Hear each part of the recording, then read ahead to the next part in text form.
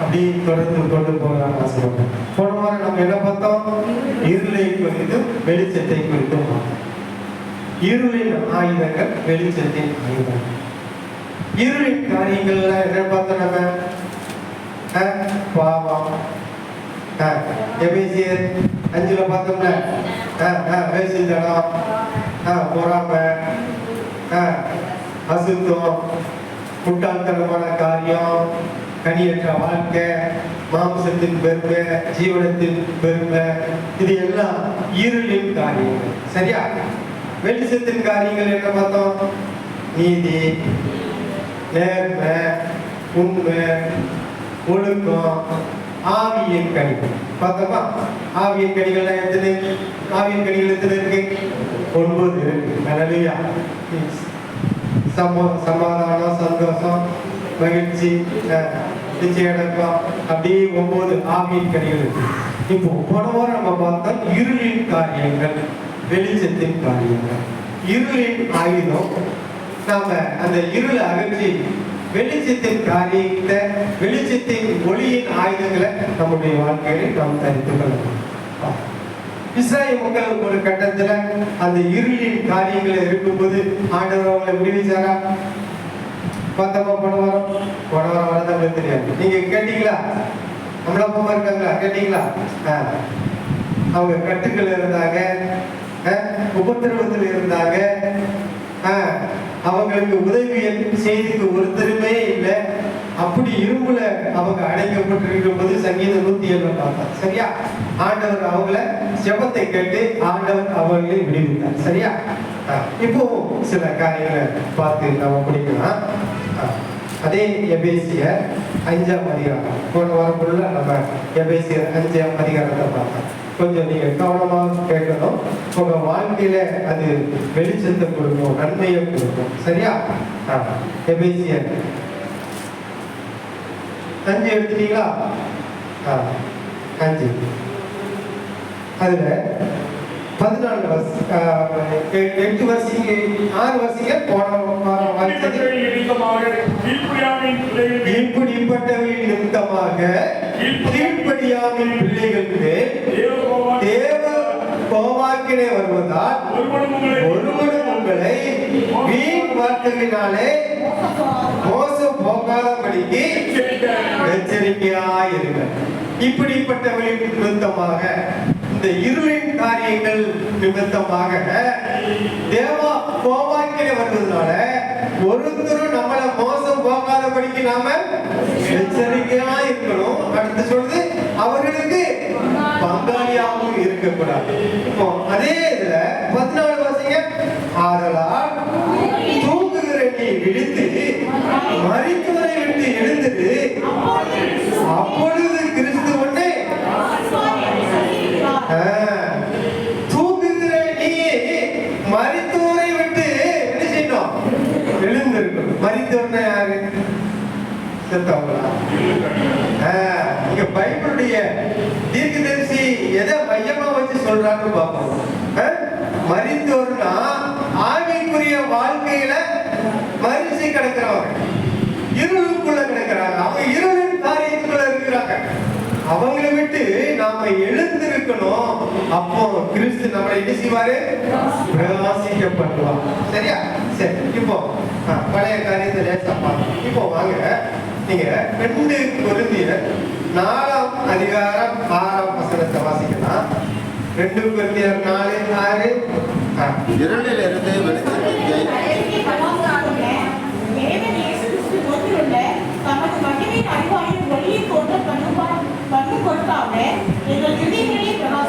பாத்தீங்களா? இருளிலிருந்து வெளிச்சத்தை பிரகாசிக்க சொன்ன தேவன்.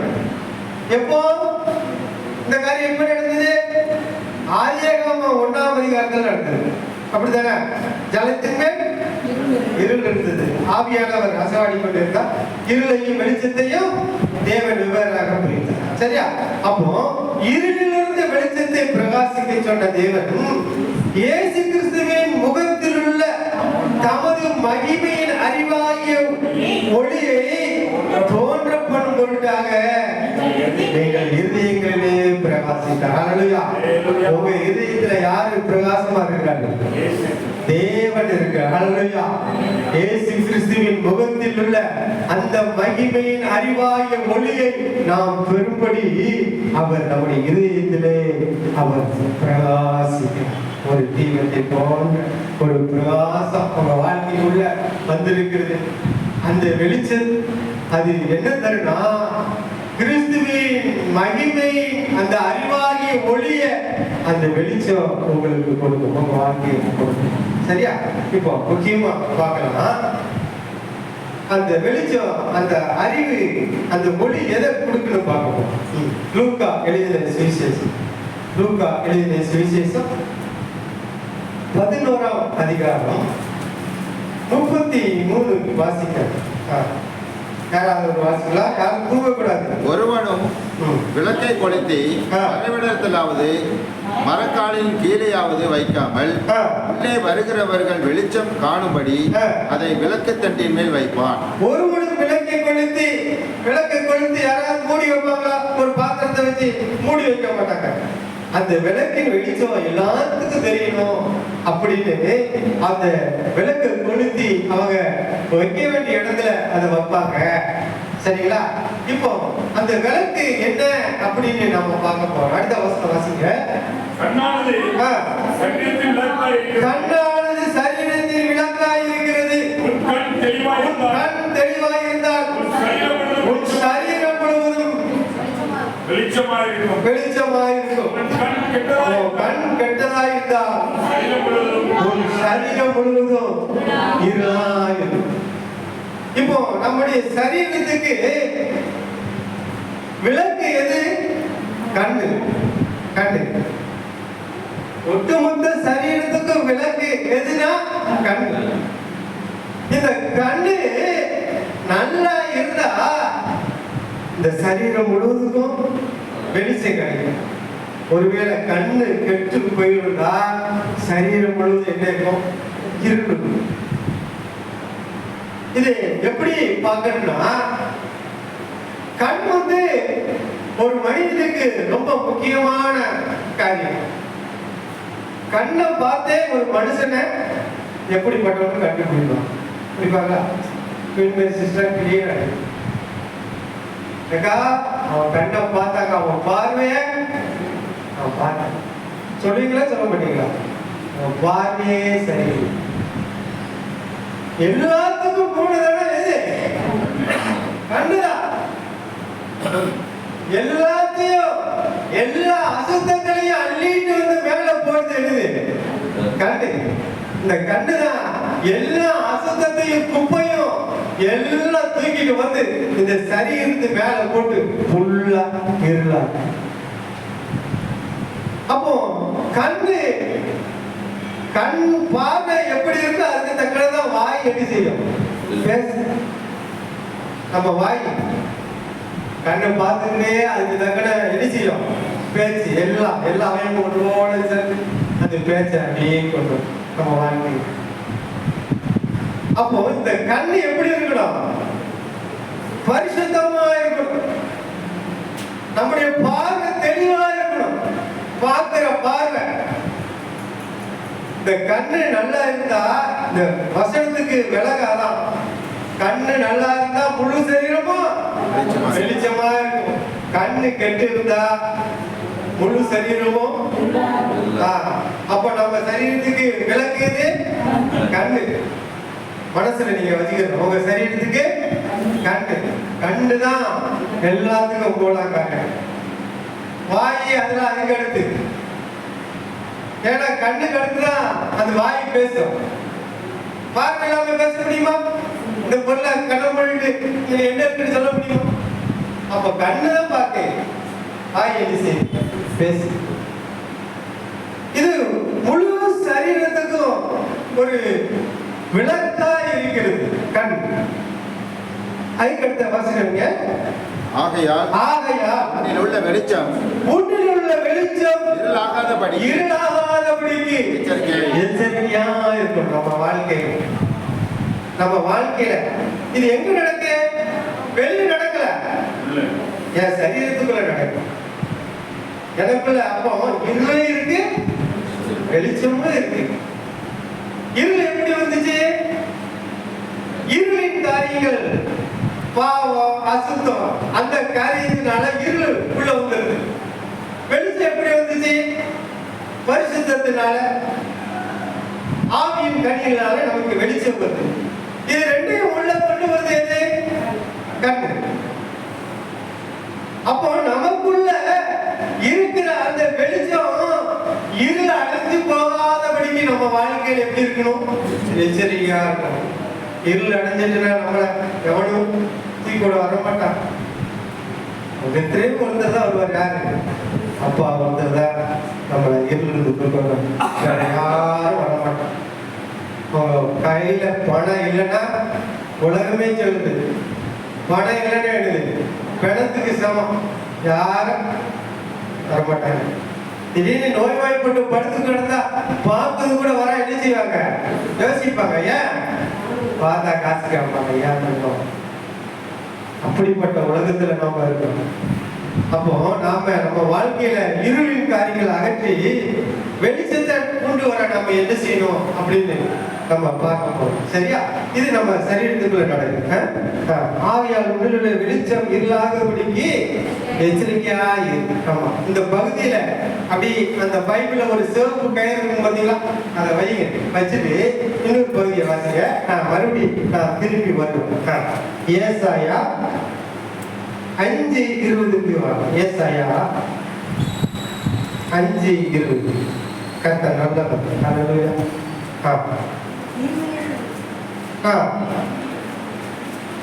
தீமையை நன்மை என்றும் நன்மையை தீமை என்றும் சொல்லி இருளை வெளிச்சமும் வெளிச்சத்தை இருளுமாக பாவித்து கசப்பை தித்திப்பும். யாருக்கு ஐயோ? இருளை பார்த்து இதான் வெளிச்சம், வெளிச்சத்தை பார்த்து இது இருளு, நன்மையை பார்த்து இது தீமை, தீமையை பார்த்து நன்மை, இனிப்பை பார்த்து இது கசப்பு, கசப்பு பார்த்து இது இனிப்பு. இப்படி சொல்லுறவங்களுக்கு ஐயோ, நம்ம வாழ்க்கையில இருளை பார்த்து என்ன செய்வாங்க?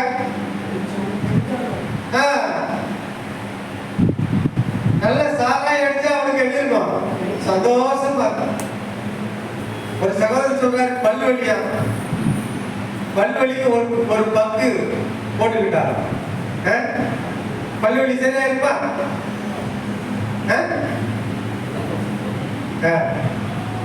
சிலர் பல்வழிக்கு என்ன செய்வாங்க? போயலா வைப்பாங்க. அப்போ இருளை பார்த்து இது வெளிச்சம்காக, செபிச்சா பாவம் பாங்க. என்ன குளத்துல அப்படின்னு சொல்லுவாங்க, சபைக்கு போனா அங்கே பாரு. நம்ம வாழ்க்கையில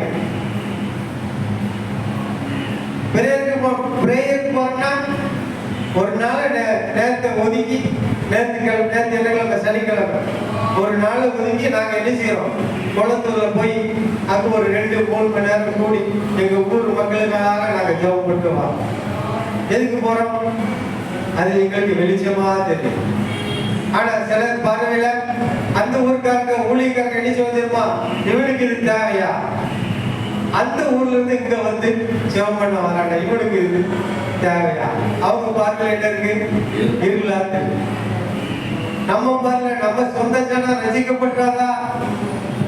நம்ம மச்சா மாமான்னு இருக்காங்களே, நண்பர்கள் இருக்காங்களே, யாராவது ரசிக்கப்பட்டு ஆண்டவர்கிட்ட வந்துட மாட்டாங்களா? பாவத்திலிருந்து வெளியே வந்துட மாட்டாங்களா? நம்ம நினைப்போம்.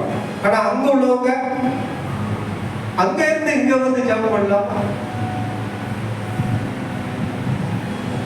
அப்போ இருள வெளிச்சமா பார்க்காங்க, வெளிச்சத்தை உங்க வாழ்க்கையில கூட உங்க நண்பர்கள் உங்களுக்கு அப்படி கற்று தருவாங்க.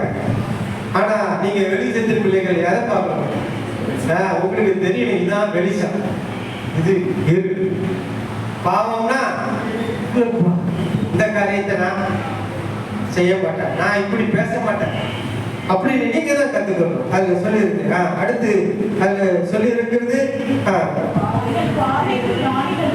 அதெல்லாம் வேண்டாம். அதெல்லாம் வெளிச்சத்தை இருளாக பாவித்து கசப்பை தித்திப்பும் தித்திப்பை கசப்பும் என்று ஒரு சாதிக்கிற கூட்டு இருக்கு. இதான் சரி, இது சரியில்லை அப்படி அவங்களுக்கு என்னவா ஐயோ பைபிள் சொல்லப்பட்டு சரியா. இன்னொரு வசனத்தை வாசிங்க. ரோமர் 1:20 ரோமர் 1:23 வாசிங்க.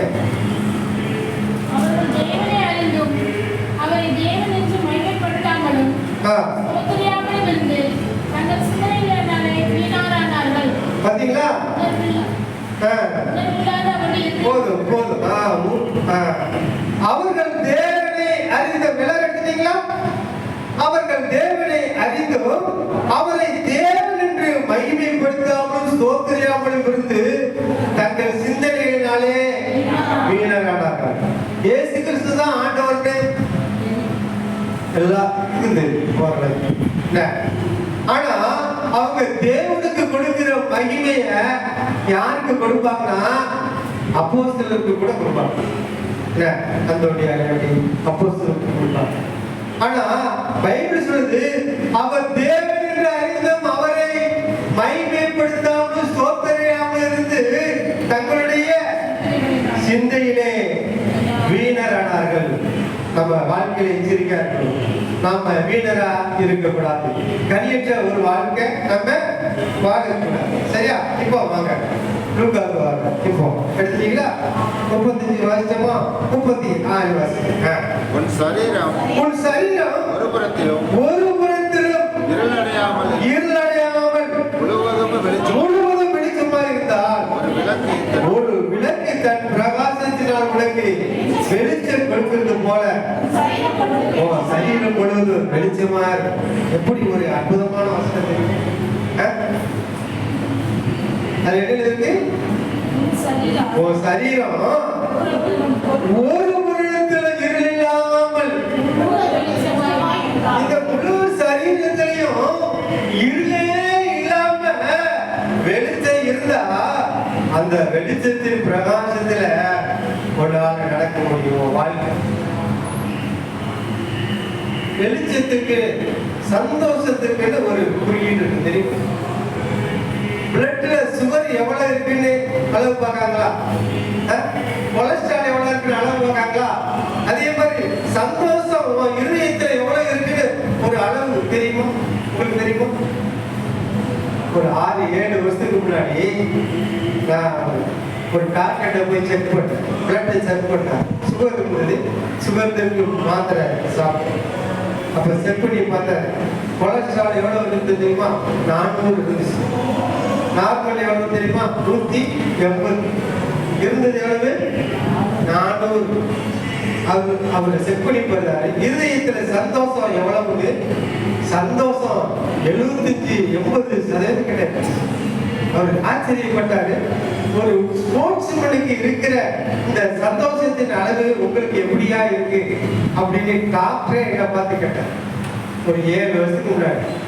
இப்போ அப்படி இருக்குமா? 7 வருஷத்துக்கு. அப்போ நம்ம முழு சரீரத்திலையும் இருளின் அளவை விட இருளே இல்லாம வெளிச்சம் இருந்தா, வெளிச்சம் என்னது? சந்தோஷம், சமாதானம், நீடிய பொறுமை, நற்குணம், விசுவாசம், சாந்தம், இச்சை அடக்கம். என்ன இந்த ஆவியின் கனிகள், இந்த நீதி, ஒரு நேர்மை, ஒரு உண்மை, இது இருந்தா அந்த வெளிச்சத்தின் பிரகாசத்துல உங்க வாழ்க்கை என்ன செய்யும்? அந்த வெளிச்சத்தை பார்த்து அப்படித்தானே சொல்லியிருக்கு. உன் சரீரத்தில் ஒரு புறத்திலும் இருளாமல் முழுவதும் வெளிச்சமா இருந்தால் ஒரு விளக்கு தன் பிரகாசத்தினாலே உனக்கு வெளிச்சம் கொடுக்கிறது போல உன் சரீரம் முழுவதும் வெளிச்சமா இருக்கும். ஹல்லேலூயா! நம்ம சரீரம் முழுவதும் வெளிச்சமா இருக்கும். ஹல்லேலூயா! சரி, சங்கீதம் 119, 105 வாசிக்கலாம். சீக்கிரம் முடிச்சுக்கலாம். சங்கீதம் 119, 105 ஒருத்தர் வாசிக்க.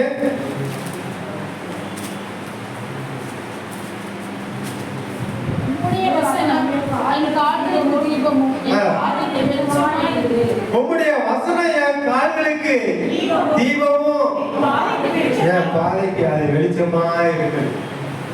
நம்ம சரீரத்துல நம்ம வெளிச்சம் இருந்தா தேவனுடைய வெளிச்சத்தை நம்மளால பார்க்க முடியும்.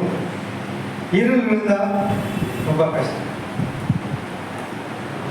அதான் சங்கீதக்காரன் சொல்றான், உம்முடைய வசனம் அது ஒரு தீபத்தை போல என் வாழ்க்கையில என் பாதையில அது எனக்கு வெளிச்சமா இருக்கிறது.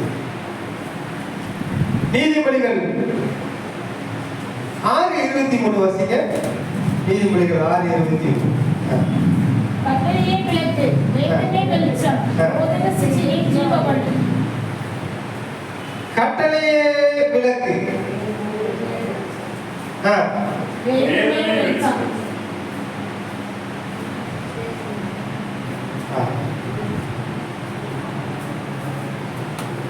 வேதமே வெளிச்சம், போதக சிச்சையே ஜீவவழி. கட்டளையே விளக்கு அப்படின்னா தேவனுடைய கற்பனை, தேவனுடைய கட்டளையை நம்ம வாழ்க்கையில என்ன செய்யணும்? கைப்பற்ற நாம பழகணும். வேதமே வெளிச்சம், தேவனுடைய இந்த பரிசுத்த வேதம் அதான் நம்ம வாழ்க்கையில வெளிச்சத்தை கொண்டு வரும். போதக சிச்சையே ஜீவ வழி. தேவனுடைய வார்த்தை போதிக்கிற அந்த வார்த்தை கடிந்து கொள்ளுதல், அதுதான் நம்மளை எங்க கொண்டு போகும்? ஜீவ வழிக்கு கொண்டு போகும், நல்ல வழிக்கு கொண்டு போகும். மற்ற காரியங்கள்லாம் எங்க கொண்டு போகும்? நரகத்துக்கு கொண்டு போய் டக்குன்னு தள்ளி. ஜீவனுக்கு போகிற வழியை பார்த்தா தேவனுடைய கற்பனையை பார்க்கணும், தேவனுடைய கட்டளையை பார்க்கணும், அதுபடி நடுக்க நாம பிரயாசப்படணும். தேவனுடைய வசனத்துல வெளிச்சத்துல வாழ நாம பழகணும். தேவனுடைய கற்பனைகள், அவருடைய போதனைய, அவருடைய கடிந்து கொள்ளுதல நாம என்ன செய்யணும்? செவிசாய்க்கணும். யோபு ஒரு உத்தமன், அப்படித்தானே? சும்மா இருக்கிறா? ஆனா அவருடைய வாழ்க்கையிலே இருள் வந்தது தெரியுமா? இருள் வந்துச்சு. யோபு 29:3 வாசிங்க. யோபு 29:3. அப்பொழுது அவர் தீபம் என் தலையின் மேல் பிரகாசித்தது, அவர் அருளின வெளிச்சத்தினாலே இருளை கடந்து போனேன். அவர் சொல்றாரு, யோபு சொல்றாரு. இப்ப சொல்லும் போது அவர் எப்படி இருக்கிறார்னா, இருளின் நாட்கள்ல இருந்து அவரு அந்த வெளிச்சத்தின் நாட்களை பார்க்கிறார். இப்ப இவர் சொல்லும் போது அவருடைய குடும்ப பிள்ளைகள், மனைவி தவிர பிள்ளைகள், ஆடு மாடு சொத்து எல்லாம் போச்சு. அவருடைய சரீரத்துல என்ன செய்தாரு? பெரிய நோய், சிரட்டையை வச்சு சுரண்ட அளவுக்கு அவர் நடு தெருவில் வந்து இருக்க நோயில அவருக்கு குழம்பிக்கிட்டு இருக்கிறார். அப்போ அவர் சொல்றாரு, அது நீங்க அப்படி 2ஆம் வசனம் படிச்சீங்கன்னா, சென்று போன மாதங்களிலும் தேவன் என்னை காப்பாற்றி வந்த நாட்களில் எனக்கு உண்டாயிருந்த சீரி இப்பொழுது இருந்தா இருக்குமே. முன்னாடி எப்படி வாழ்ந்த ஆண்டவர் என்னை எப்படி ஆசீர்வதிச்சாரு, அந்த சீரி எனக்கு இப்ப இல்லையே. அப்பொழுது அவர் தீபம் என் தலையின் மேல் பிரகாசித்தது, அவர் அருள வெளிச்சத்துல நான் இருள கடந்து போனேனே. அந்த நாட்கள்ல அவருடைய தீபம் தலையின் மேல இருக்கும்போது அந்த வெளிச்சத்துல யோபுடைய வாழ்க்கையில வருகிற இருளெல்லாம் அவர் கடந்து போனாராம். அதை கீழே சொல்றதுக்கு, தேவனுடைய ரகசிய செயல் என்னுடைய கூடாரத்தின் மேல் இருந்தது. அப்பொழுது சர்வ வல்லவர் என்னோடு இருந்தார், என் பிள்ளைகள் என்னை சூழ்ந்து இருந்தார்கள். என் பாதங்களை நான் நெய்யினால் கழுவினேன், கண்மலையிலிருந்து எனக்காக எண்ணெய் நதி போல ஓடி வந்தது. அந்த செல்வ நாட்களின் சீர் இப்போது இருந்தால் நலமாய் இருக்குமே. நான் பட்டண வீதியிலும் வாசலிலும் புறப்பட்டு போய் வீதியில் என் ஆசனத்தை போடும்போது வாலிபர் என்னை கண்டு ஒளிந்து கொள்வார்கள். முதியோர் நீங்க அப்படியே படிச்சுட்டு போனீங்கன்னா யோபு சொல்வாரு, பழைய நாட்களை அவர் நினைவு. அந்த சீரி இப்படியே இப்பொழுது என்னை இருள் சூழ்ந்து இருக்கிறது. ஒரு பரிசுத்தவான், ஒரு நீதிமானுடைய வாழ்க்கையில இருள் வந்தது. அது எதனாலனா தேவன் அவரை சோதித்தார். ஹல்லேலூயா. நம்முடைய வாழ்க்கையில சோதனையின் மூலமும் இருள் வரும், நம்ம பாவத்தின் மூலமும் இருள் வரும். அடுத்து தேவன் நம்மளை சோதிக்கும் போது சில இருள் நம்ம வாழ்க்கையில வரும். அப்போ தேவன் அறிய அந்த வெளிச்சம், அந்த தீபம் இருந்தா அந்த இருளை நாம என்ன செய்வோம்? கடந்து போவோம். ஹல்லேலூயா. நீதிமொழிகள் 20:27 வசிங்க. 20:27. மனுஷனுடைய ஆவி கர்த்தர் தந்த தீபமாய் இருக்கிறது, அது உள்ளத்தில் உள்ளவைகளை எல்லாம் ஆராய்ந்து பார். மனுஷனுடைய ஆவி கர்த்தர் தந்த தீபமாய் இருக்குது. நம்ம எத்தனை பேரா இருக்குன்னு சொல்லியிருக்கேன் ஏற்கனவே? 3 பேரா இருக்கணும். யாரு? ஆவி, ஆத்மா, சரீரம். நம்ம சரீரம் இருக்கு, உள்ள ஆத்மா இருக்கு, ஆவி இருக்கு. ஆவி எங்க இருந்து வந்தது? தேவனிடத்திலிருந்து வந்தது. எல்லா மனுஷனுக்கும் அதான். பூமியில எல்லா மனுஷனுக்கும் ஆவி எங்க இருந்து வந்தது? தேவனிடத்திலிருந்து வந்தது. சரீர கடைசியில் என்ன ஆகும்? மண்ணுக்கு போயிடும். அப்போ சரீரம் எதிலிருந்து வந்துச்சு? மண்ணிலிருந்து இருந்து. அது மண்ணுக்கு போயிடும். ஆவி எங்க இருந்து வந்தது? தேவனிடத்திலிருந்து வந்தது. அது எங்க போயிடும்? தேவனிடத்துக்கே போயிடும். ஆனா ஆத்மா பரலோகத்துக்கு போதா, மோட்சத்துக்கு போகுதா, நரகத்துக்கு போதா? இதான் நம்முடைய கேள்வி. இப்போ அங்க என்ன சொல்லுது? மனிதனுடைய ஆவி தேவன் தந்த தீபம். அந்த ஆவிதான் ஒரு மனுஷனுக்கு கடவுள் கொடுத்திருக்கிற ஒரு தீபம். எப்படி நம்முடைய சரீரத்துக்கு கண்ணு விளக்கோ அது போல நம்மளுடைய வாழ்க்கையில அந்த ஆவிதான் அது தீபம். அது என்ன தீபம்? உள்ளத்தில் உள்ளதை எல்லாம் ஆராய்ச்சி பார்க்கும். உங்க வாழ்க்கையில ஒரு பிரச்சனைனா ஆவி சரீரம் சோர்ந்து போகும். அப்படிதானே சிஸ்டர்?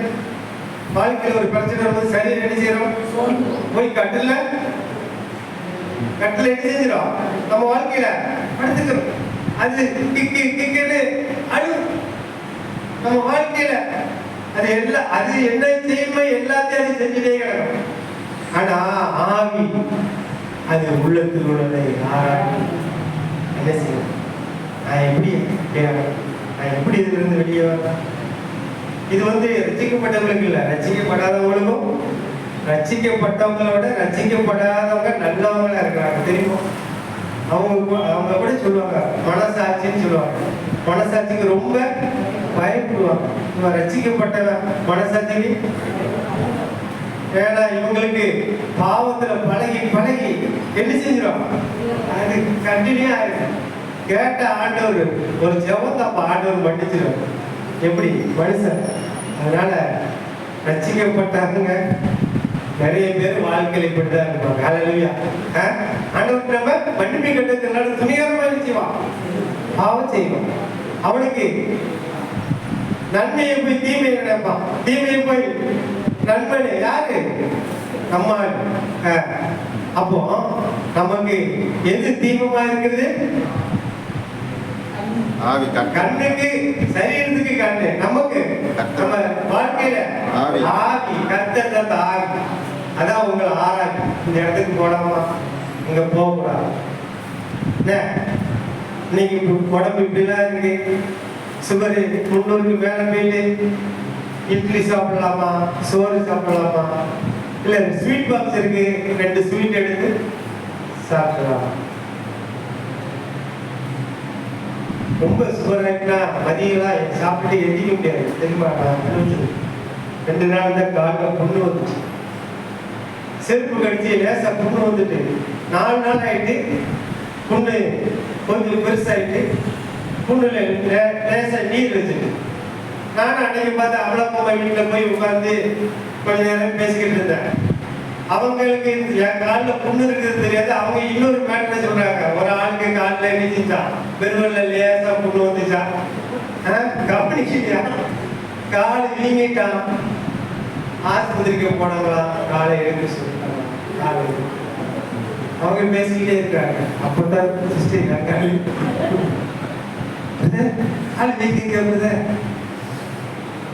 ஆஸ்பத்திரியில் போய் எனக்கு மனசு உடனே போட்டுல வண்டி எடுத்துட்டு சீனா போய் வீட்டில் போய் அந்த ஆஸ்பத்திரி பக்கம் எடுத்து வேற டாக்டர் போய் உட்காந்து சார் 4 நாள் ஆகிடுச்சா காலு கொண்டு வந்து கொஞ்சம் வீக்கிட்டுதா அவர் மாத்திரை போட்டு கலந்து கொடுத்தேன். ஆண்டவர் நீங்க சரி காலையா ஆவி என்ன செய்யும்? உள்ளத்தில் உள்ளத ஆராய்ச்சிக்கலாம். எதுக்கு உங்களுக்கு நான் இதெல்லாம் சொல்லிட்டு இருக்கேன்? நீங்க அந்த ஆவியை பார்க்கணும். அதான் உங்க வாழ்க்கையில தீபமா இருக்கு. அந்த ஆவி தப்பு சொல்ல தூண்டுவோங்கள தூண்டாது. பாவம் செய்யும்போது அந்த ஆவி கட்டிக்குவோங்கள, இது பாவம் நீ செய்யாத, இது தர்மம் இது செய்ய, இது தீமை இது செய்யாத உங்களை என்ன செய்யும்? அது குற்ற உணர்ச்சி எது கொண்டு வரும்? ஆவி கொண்டு வரும். அதனால அந்த வெளிச்சத்தை நம்ம வாழ்க்கையில என்ன செய்யணும்? நடக்க பழகிக்க. ஹல்லேலூயா. ஏசாயா 8ஆம் அதிகாரம் 20ஆம் வசனம். சாட்சி ஆகமத்தை கவனிக்க வேண்டும். இந்த வார்த்தையின்படி சொல்லாவிட்டால் அவர்களுக்கு விடியற்காலத்தில் வெளிச்சம் இல்லை. சரி. இப்படி அந்த கர்த்தர் தந்த தீபமாகிய ஆவிய அந்த உள்ளத்துல உள்ளதெல்லாம் ஆராய்கிற அந்த ஆவியுடைய வெளிச்சத்துல நடக்காதவங்க, இருள வாழ்க்கையில பெற்றுக்கொள்கிறவங்க, அது சொல்லப்பட்டிருக்கிறது, வேதத்தையும் சாட்சி ஆகமத்தையும் கவனிக்க வேண்டும். நம்ம வாழ்க்கையில தேவனுடைய கற்பனையை, அவருடைய கட்டளையை, அவருடைய நியாயங்களை நம்ம வாழ்க்கையில தேவனுடைய போதனை என்ன செய்யணுமா? கவனிக்க வேண்டும். அது எழுதிருக்கு, இந்த வார்த்தையின்படியே சொல்லிவிட்டால் அவர்களுக்கு விடிய காலத்தில் வெளிச்சம் இல்லை. ஒருவேளை அவங்க கவனிக்க வாழ்க்கையில மறந்துட்டா, அவங்க வாழ்க்கையில இருள் சூழ்ந்துட்டா, அவங்க வாழ்க்கையில வெளிச்சம் இருக்கா? அதுக்கு கீழோட வசனங்கள் வந்து, இடுக்க கிடைத்தவர்களாயும் பட்டினியாயும் தேசத்தை கடந்து போவார்கள். அவர்கள் பட்டினியாய் இருக்கும்போது மூர்க்க வெறிகொண்டு தங்கள் ராஜாவையும் தங்கள் தேவனையும் தூசிப்பார்கள். அவர்கள் அண்ணாந்து பார்ப்பார்கள், பூமியை நோக்கி பார்ப்பார்கள். ஆனாலும் இதோ இருக்கட்டும், அந்தகாரமும் இருக்கும், இடுக்கத்தால் இருளடைந்து. இப்படி வேதத்தை, சாட்சி ஆகமத்தை, தேவனுடைய கற்பனையை கட்டளையை கவனிக்க தவறிய மக்கள் இருளுக்கு செவி கொடுத்து அவங்க வாழ்க்கை இருளில் வாழும்போது, ஒரு நேரம் வரும்போது அவங்க பசியால தாகத்தால அவங்க இந்த பூமியிலே இருப்பாங்க. தனக்கு வருகிற கஷ்டத்தை பார்த்து, துன்பத்தை பார்த்து, பசிய பார்த்து அவங்க யார? ராஜாவையும் தேவனையும் தூசிப்பாங்க. நம்ம வாழ்க்கையில சில வேலையில கரண்ட் பில்லு கட்ட பணம் கம்மியா இருக்கும். 3000 ரூபாய் கரண்ட் பில்லு வந்திருக்கு, 2000 தான் இருக்கும். அப்ப என்ன சொல்லுவோம்? நாசமா போக கரண்ட் பில்ல ஏத்திட்டாங்க. தீர்வு வருஷத்துக்கு 2 தீர்வு மாநகராட்சியில. இவ்வளவு தீர்வையா? துட்டு கையில் இருக்கும்போது கட்டிடுவோம், இல்லாட்டா இப்போ நம்மள ஆழ்வோரையும் நம்ம துசிப்போம். அடுத்து கடவுளையும் யாரு நம்ம துசிக்க மாட்டா? யாரு? இருள்ல இருக்கிறப்ப சாட்சி ஆகமத்தை, வேதத்தை கவனிக்க மறந்தவங்க, அந்த தீபத்தை ஆராய்ந்து பார்க்கிற அந்த ஆவிய தீபத்தை கவனிக்க மறந்தவங்க, தன் வாழ்க்கையில சரீரத்துல கண்ணாயிருக்க அந்த கண்ணின் பார்வையின்படி மாம்ச இச்சையில விழுகிறவங்க, அவங்க இப்படி எல்லாம் பார்த்து அவங்க தூசிப்பாங்க. அவர்கள் அண்ணாந்து பார்ப்பார்கள், பூமியை நோக்கி பார்ப்பாங்க. எப்படி மேல பார்த்து கடவுளை தூசிப்பாங்க, கீழே பார்த்து ஆழ்வாரை தூசிப்பாங்க. இதோ எடுக்கட்டும், இதோ இருக்கட்டும், அந்தகாரமும் இருக்கும், இடுக்கத்தால் இருளடைந்து அந்தகாரத்திலே தள்ளுண்டு அடைவார்கள். அவங்க வாழ்க்கை எப்படி இருக்கும்? இருளுக்குள்ள போயிடும். கடைசியில் அவங்க பாதாளத்துக்குள்ள போவாங்க. எரி நரகத்துக்குள்ள செய்யணும். அப்போ நாம வாழ்க்கையில சாட்சி ஆகும் தெரிஞ்சியும் கவனிக்க வேண்டும். சரி, சீக்கிரம் முடிச்சுங்க. அடுத்து ஓசியா பாருங்க. ஓசியா 6:3 ஸ்தோத்திரம். 3 வசனம் தான் இருக்கு. ஓசியா 6:3 வாசிங்க. ஓசியா நாம் அறிவடைந்து அடிமை தொடர்ந்து போவோம். அவருடைய புறப்படுதல் அன்னோதை போல ஆயத்தமாக இருக்கிறது. அவர் மழையை போலவும் பூமியின் மேல் செய்யும் முன்மாறி பின்மாரியை போலும் நம்மளுக்கு வருவார். இப்போ உங்க வாழ்க்கையில உங்க சரீரத்துல வெளிச்சம் இருந்தா, உங்க கண்ணு வெளிச்சமா இருந்து சரீரம் முழுவதும் வெளிச்சமா இருந்தா, அதுல சொல்லப்பட்டிருக்கிறது, அப்பொழுது நாம் அறிவடைந்து கர்த்தரையும் அறியும்படி தொடர்ந்து போவோம்.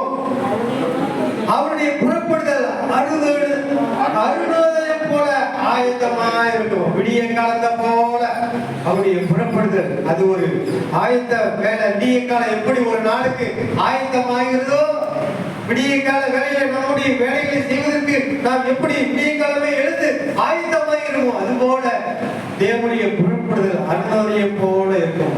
அது சொல்லப்பட்டிருக்கிறது, அவர் மழையை போலவும் பூமியின் மேல் பெய்யும் முன்மாறி பின்மாரியை போலவும் நம்ம மழையை போலவும். மழை எப்படி இருக்கும்? திட்டு திட்டு குடிப்பு. அழலையா எங்க ஊர்ல குளத்துல தண்ணி இருக்காது. மழை காலத்துல குளத்துல தண்ணி இருக்குன்னு எல்லாரும் இருப்பாங்க. சென்னையில் இருப்பான் போட்டு தம்பி மழை பெஞ்சுட்டா குளம் நிரம்பிட்டா தம்பி ஏக்காக்கானா அப்படின்னா தான் விவசாயம் பார்க்க முடியும், தொழில் செய்ய முடியும், விவசாயம் பார்க்கணும். அப்படியே மழையை பார்த்துக்கிட்டே இருப்பான். திடீர்னு ஒரு நாள் நைட்டு மழை பெய்யும். சாயங்காலம் போயிருப்போம், கம்மா சும்மா கிடக்கும். காலையில எந்திரிச்சு போவோம், கம்மா நிறைஞ்சி அது மறுக்காலம் மழையா பேசுவோம். மழையை பிடிக்கூடல, கம்மா உடஞ்சிடக்கூடாது அப்படின்னு நினைச்சுவோம். ஒரு சந்தோஷத்துல எல்லாரும் கம்மா கரையில போய் தண்ணிய பார்ப்பாங்க. அழலுயா மழை எத்தனை நாள் மழை? ஒரே நாள் மழை. அழலுயா போன வருஷம் தூத்துக்குடியில நைட்டு நல்லா இருந்தான். கடையில் போய் சாப்பிட்டு வாங்கிட்டு வந்தோம். காலையில வெளியே வர முடிஞ்சது. அப்போ அவருடைய அதை சொல்லியிருக்கிறது, அவருடைய புறப்படுதல் அருணோதயம் போல ஆயத்தமா இருக்கிறது. அவர் மழையை போல எப்படி இருப்பாரு நம்ம வாழ்க்கையில வருவார். ஹல்லேலூயா. உங்க கண் மட்டும் பிரகாசம் இருந்து உங்க சரீரம் வெளிச்சமா இருந்தா திடீர்னு ஒரு நாள் நீங்க நினைக்கிற ஒரு அந்த சந்தோஷம் சமாதானம் வாழ்க்கையில கிடைக்கும். ஹல்லேலூயா. அது மழையை போல வந்து நம்மளை என்ன செய்யும்? நினைக்கும். மழையை போல விடுதல். அது மழையை போல. அடுத்து அதுல சொல்லப்பட்டது முன்மாரியும் பின்மாரியும் போல தம்மிடத்தில் வரும். ஹல்லேலூயா. சில நேரம் பின்மாறி கொஞ்சம் காலம் எடுக்கலாம் உங்க காரியங்கள் நடக்க. சில வேலை முன்னாடியே உங்களுக்கு நடந்தது. ஹல்லேலூயா. அப்ப நம்ம எப்போதும் என்ன செய்யணும்? நம்முடைய சரீரத்தை வெளிச்சமா நம்ம வச்சுக்கலாம். சரியா? ஸ்தோத்திரம். யோவான் 1:5 வாசிங்க. 2 வசனம். யோவான் 1:5.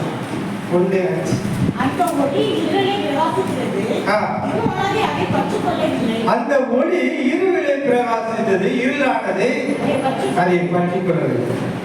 ஒளி யாரு? இயேசு கிறிஸ்து. இருளிலே பிரகாசித்து. இருள்னா இயேசு கிறிஸ்து இந்த பூமிக்கு வரும்போது ஃபுல்லா இருட்டா இருந்துச்சா? அப்படி கிடையாது. அப்போ இருளுனா ஜனங்களை குறிக்கும், மக்களை குறிக்கும். உலகம்ங்கிற வார்த்தைக்கு 3 மீனிங். ஒண்ணு உலகம், நம்முடைய 5 கட்டங்கள் இருக்கா? 5 கட்டங்கள். இந்தியா 5 கட்டங்கள். இந்த பூமி எல்லாத்தையும் அது ஒரு உலகம்னு நம்ம சொல்றோம். 2வது உலகத்தில் இருக்கிற மக்களை பைபிள்ல உலகம்னு சொல்லியிருக்கு. சரிங்களா? மக்கள் ஜனங்கள் உலகம். 3வது ஒரு உலகம் இருக்கும். யாரு? உலகத்தின் அதிபதி சாத்தா. அந்த உலகத்தால உண்டுற அந்த மாம்ச இச்சையினால உண்டுகிற அந்த பாவம், அந்த இருள், அது ஒரு உலகம். சரியா? இது நம்ம ஆராய்ந்து பார்ப்போம். இப்ப இயேசு இந்த பூமிக்கு ஒளியாய் வந்தார். அவரிடத்தில் எவ்வளவு வேணும்? அவர் சரீரத்தில் ஏதாவது இருள் இருந்துச்சா? அவருடைய கண் பார்வை தெளிவா இருக்கு. ஏதாவது பாவம் செஞ்சாரா? சாத்தா வந்து பாவம் செய்ய தூண்டலாம், செஞ்சாரா? அவர் தன்னுடைய தன்னுடைய அந்த வெளிச்சத்திலே அவர் அவங்க சரீரத்துல நீங்க வெளிச்சத்தை உண்டு பண்ணிட்டீங்க, வெளிச்சமா இருக்கு அப்படின்னா நீங்க உங்களை பார்த்து பேய் கூட என்ன செய்யும்? பயப்படும். உங்க ஜபத்தை பார்த்து பேய் என்ன செய்யறோம்? சரீரத்தை இருள வந்துட்டு பேய்ட்டு பேசுறோம். சரீரம் அந்த பாரு அந்த ஒரு இருள் சரீரம் உங்க காரியத்தை பாரு, பின்னாடி பாரு, நீ என்ன செய்யணும்? அப்போ ஆண்டவர்கிட்ட எவ்வளவு வேணும்? பாவம் மரியாதை அவர் நமக்காக பாவமாக்கப்பட்டார். சரி, கடைசியா ஒரு 12:40 வசிங்க. 12:40 ஒரு வருஷம் தான் வாசிங்க. சரியா? என்னிடத்தில் விசுவாசமாய் இருக்கிறவன் எவனோ இருளில் இராதபடிக்கு நான் உலகத்தில் ஒளியாய் வந்தேன். என்னிடத்தில் விசுவாசமாய் இருக்கிறவன் எவனும் இருளில் இராதபடிக்கு அவர் உலகத்துக்கு உலகம் இங்க உலகம் சொல்லப்பட்டது யாரு? ஜனங்க. ஆண்டவர் எதுக்கு இந்த பூமிக்கு ஒளியாய் வந்தார்? அவரிடத்துல விசுவாசம் வைக்கிறவங்க வாழ்க்கையில இருள் இருக்கக்கூடாது, இருளின் காரியங்கள் இருக்கக்கூடாது. கண்ணு குருடா போனாங்க, அவங்ககிட்ட போனாங்க, அப்படியே திரும்பி வந்தாங்களா? ஆண்டவர் என்ன செஞ்சாரு? தொட்டு சுகமாக்கினார். சரீர பலவீனத்தோடு போனாங்க, மரித்தவங்களை ஆண்டவர் என்ன செய்யறாரு? அவரிடத்துல விசுவாசம் வைக்கிறார். அவங்க எல்லாம் இருளில் இராதபடிக்கு ஒளியை அடையும்படிக்கு அவர் இந்த பூமிக்கு ஒளியாய் வந்தார். ஏசாயா 49:9 வாய்ச்சி வைக்கிறார். கெட்டவர்களை நோக்கி புறப்பட்டு போங்கள் என்றும் இருளில் இருக்கிறவர்களை நோக்கி வெளிப்படுங்கள் என்றும் சொல்லவும் நான் உம்மை காப்பாற்றி உம்மை ஜனங்களுக்கு உடன்படிக்கையாக ஏற்படுத்துவேன். இயேசு இந்த பூமிக்கு வந்த நோக்கத்தை இயேசு அங்க சொல்றாங்க, நான் உலகத்துக்கு ஒளியாய் வந்தேன். என்னிடத்தில் விசுவாசமாய் இருக்கிறவன் இருளில் இராதபடிக்கு நான் உலகத்துக்கு ஒளியாய் வந்தேன்னு சொன்னேன். இந்த காரியம் எத்தனையோ ஆண்டுகளுக்கு முன்பாக ஏசாயா தீர்க்கதரிசி அதை தீர்க்க தரிசனமாக சொல்றாங்க. ஏசாயா 49:9 கட்டுண்டவர்களை நோக்கி புறப்பட்டு போங்கள் என்றும் இருளில் இருக்கிறவர்களை நோக்கி வெளிப்படுங்கள் என்று சொல்லுவோம். யாரு? இயேசு சொன்னார். அல்லேலூயா. ஒரு பெண் பாவம் செய்த பெண்ணை பார்த்து என்ன செஞ்சாரு? பாவம் உனக்கு மன்னிக்கப்பட்டது, இனி நீ பாவம் செய்ய. அவர்கிட்ட யாரெல்லாம் இருளோடு வந்தாங்களோ அவங்களுக்கு எல்லாம் அவர் சொன்னார், கட்டுண்டவர்களை நோக்கி நீங்கள் புறப்பட்டு போங்க. அல்லேலூயா. அடுத்து சொல்லப்படி இருளில் இருக்கிறவர்களை வெளிப்படுங்கள் என்று சொல்லவும் நான் உம்மை காப்பாற்றி உம்மை ஜனங்களுக்கு உடன்படிக்கையாக ஏற்படுத்தினேன். அவர்கள் இப்ப உடன்படிக்கை யாரு நமக்கு ஏற்படுத்திருக்கார்? பிதாவாகிய குமாரனாகிய கிறிஸ்து உடன்படிக்கை ஏற்படுத்திருக்கார். சரியா? கட்டுண்டவர்களை நோக்கி புறப்பட்டு போங்கள், இருளில் இருக்கிறவர்களை நோக்கி நீங்கள் வெளியே வாருங்கள் என்று சொன்னார். அதுக்கு கீழே உள்ள வாசனம் முக்கியமான வாசனம். அவர்கள் பசியாய் இருப்பது, அவர்கள் வழியோரங்களிலே மேய்வார்கள். யார் வழியோரங்களில் மேய்வார்? இயேசுவினால விடுவிக்கப்பட்டவங்க, இருளிலிருந்து வெளியே வந்த ஜனங்கள், அவர்கள் வழியோரங்களில் மேய்வார். யாரு? நம்ம தான். அல்லேலூயா. ஏசாயா தீர்க்கதரிசி எத்தனையோ ஆண்டுகளுக்கு முன்பாக அதை எழுதியிருக்கிறாரு. சகல மேடுகளிலும் அவர்களுக்கு மேய்ச்சல் உண்டாயிருக்கும். அவர்கள் பசியாய் இருப்பதும் இல்லை, தாகமாய் இருப்பதும் இல்லை, உஷ்ணமாயும் வெயிலாயும் அவர்கள் படுவதும் இல்லை. அவர்களுக்கு இறங்குகிற அவர்களை நடத்தி அவர்கள் நீரூற்றுகளிடத்தில் கொண்டு போய் விடுவார். அல்லேலூயா. அல்லேலூயா. எல்லா கண்களை மூடுவோம். நமக்கு தான் அந்த வசனம். ஏசாயா 49:9 யாருக்கு? இயேசு கிறிஸ்துவால தொட்டு ரட்சிக்கப்பட்ட பிள்ளைகளுக்கு, இருளிலிருந்து வெளியே வர்ற பிள்ளைகளுக்கு சொல்றேன். இப்போ ஒரு நிமிஷம் உங்களை நீங்க சோதிச்சு கொள்ளணும். உங்களிடத்துல எவ்வளவு இருள் இருக்கு, எவ்வளவு வெளிச்சம் இருக்குன்னு எனக்கு தெரியாது. என்னிடத்துல எவ்வளவு இருள் இருக்கு, எவ்வளவு வெளிச்சம் இருக்குன்னு எனக்கு தெரியும்.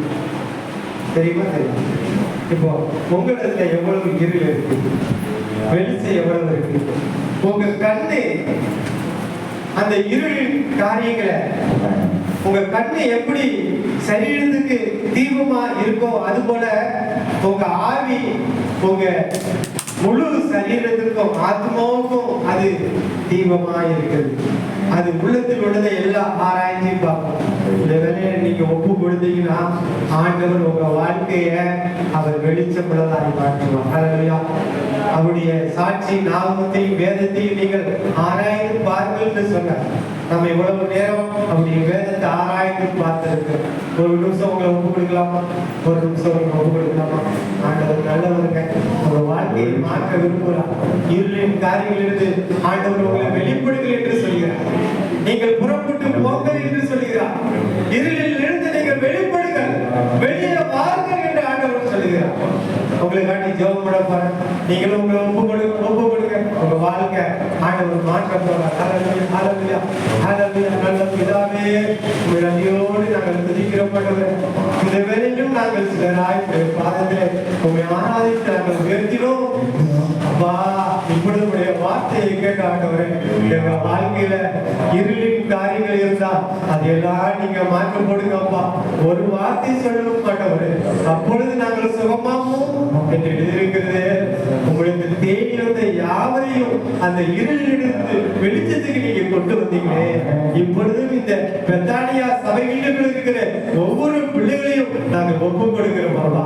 ஆமென். இருளின் காரியங்கள் எல்லாம் இயேசு கிறிஸ்துவின் நாமத்தினால மாறுவதாக. எல்லா பாவ இருள்கள், எல்லா அசுத்த கிரியைகள், எல்லா முட்டாள்தனமான காரியங்கள், வேசித்தனங்கள், உபச்சாரங்கள் எல்லாம் இயேசு கிறிஸ்துவின் நாமத்திலே ஆமென் சரீரத்தை விட்டு நாங்கள் அப்புறப்படுத்தோம்.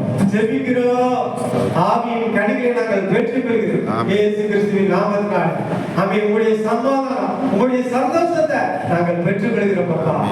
நீங்க இந்த பூமியிலிருந்து போகும்போது பிதாவை நோக்கி சொன்னீங்க, என்னுடைய சமாதானத்தை நான் உங்களுக்கு வைத்து போகிறேன்னு சொன்னீங்களே, அந்த சமாதானத்தை எங்க குடும்பங்கள் பெற்றுக்கொள்ளட்டும். இப்பொழுது உங்களுடைய வார்த்தையை கேட்கிற பிள்ளைகள் பெற்றுக்கொள்ளட்டும். ஒவ்வொரு தொழுங்காட்டவரே உங்க வல்லமையுள்ள கரத்துல ஒப்பு கொடுக்கிறோம். இயேசு கிறிஸ்துவின் நாமத்தில் ஜெபிக்கிறோம் பிதாவே, ஆமென். ஆத்மாவே கர்த்தரை ஸ்தோத்திரி, என் முழுவதுமே கர்த்தர் நாமத்தை ஸ்தோத்திரி, என் ஆத்மாவே கர்த்தரை ஸ்தோத்திரி, ஒரு சமாதானத்தை போகிறோம். கர்த்தர் உங்களை ஆசீர்வதிப்பார். ஹல்லேலூயா, ஹல்லேலூயா, ஹல்லேலூயா, ஹல்லேலூயா.